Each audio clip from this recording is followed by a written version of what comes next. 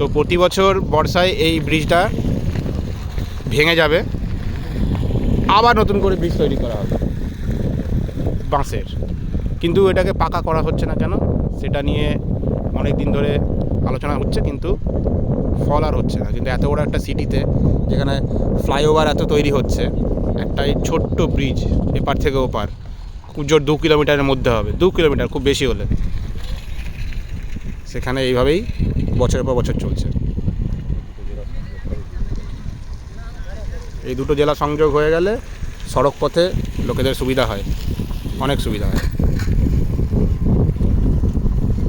এবং রাস্তাঘাট ভালো হলে সেখানে ব্যবসা বাণিজ্যও ঠিক হয়।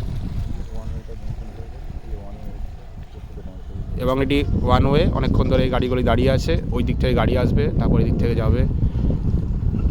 এই হচ্ছে অবস্থা।